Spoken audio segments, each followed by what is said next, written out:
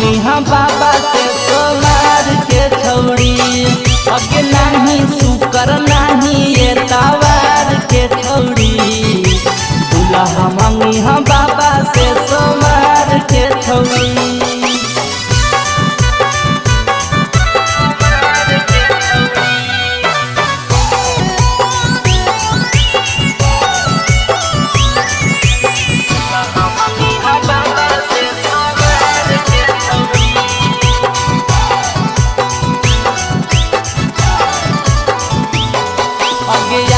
सावन के महीना छौड़ी पावन गे अगे गई है बाबा के भवन गे दुल्हा खोज में मिलत जवन गे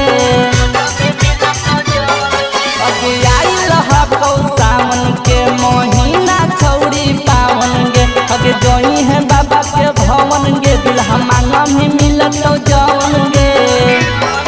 अगे उहे देखो हखिन पूरा संसार के छौड़ी देखो हखिन पूरा संसार के छौड़ी दूल्हा मंगी हम बाबा से सोमार के छौड़ी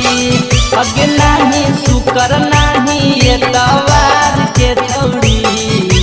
दूल्हा मंगी हम बाबा से सोमार के छौड़ी।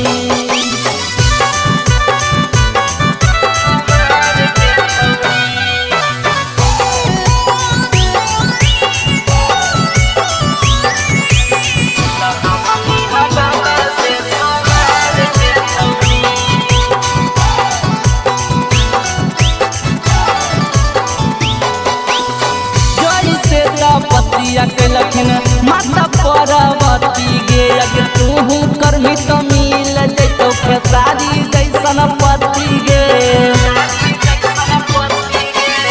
जोई से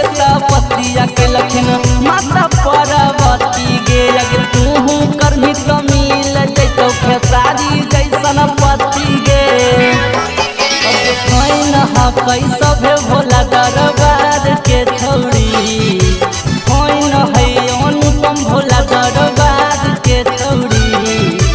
दूल्हा मंगी हम बाबा से सोमार के छौड़ी अगे नहीं सुकर नहीं ये तवार के छौड़ी दूल्हा मंगी हम बाबा से सोमार के छौड़ी।